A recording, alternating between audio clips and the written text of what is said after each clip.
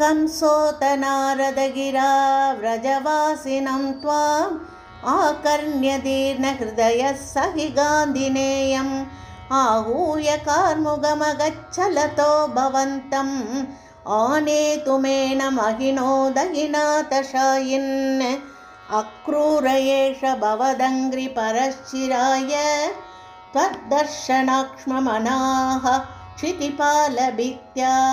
तस्याज्ञयैव पुनरीक्षितुमुद्यतस्त्वाम् आनन्दभारमधिभूरितरं बभार सोऽयं व्रतेन सुकृती भवतो निवासं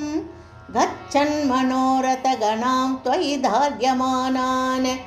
आस्वादयन् मुहुरपाय भयेन दैवं सम्प्रार्थयन् पतिन किञ्चिदपि व्यजानात् द्रक्ष्यामि वेदशतगीतगतिं पुमांसं स्प्रक्ष्यामि किं स्विदभिनाम परिष्वजेयं किं वक्ष्यते स खलु मां क्वनु वीक्षितः स्यात् इत्थं निनाय स भवन्मयमेव मार्गं भूयक्रमादभिविशन् भवदङ्घ्रिभूतं बृन्दावनं हरविरिञ्च सुराभिवन्द्यम्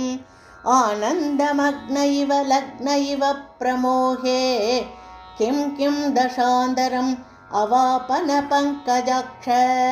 पश्यन्नवन्दद भवद्विहृदिस्थलानि पांसुष्वेष्टत भवच्चरणाङ्कितेषु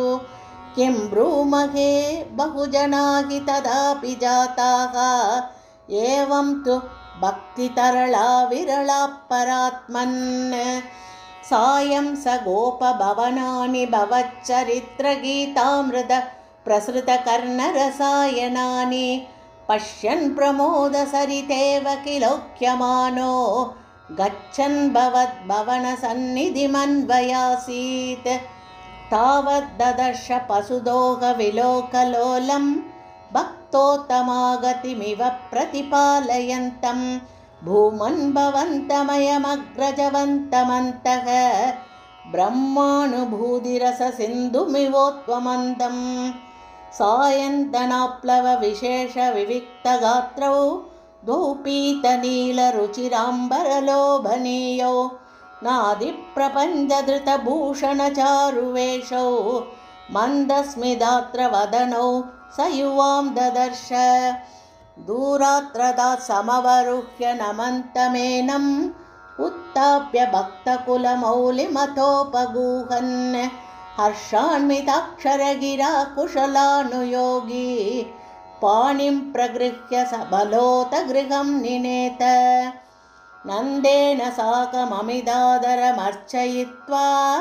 तं यादवं तदुदितां निशमय्यवार्तां गोपेषु भूपतिनिदेशकथां निवेद्य नानाकथाभिरिहतेन निशामनैषीः चन्द्रागृहे किमुत चन्द्रभगागृहेणु राधागृहेणु भवने किमु मैत्रविन्दे धूर्तो विलम्बत इति प्रमदाभिरुच्चैः आशङ्कितो निशिमरुत्पुरनाथपायाः सर्वत्र गोविन्दनाम संकीर्तनं गोविन्द गोविन्द।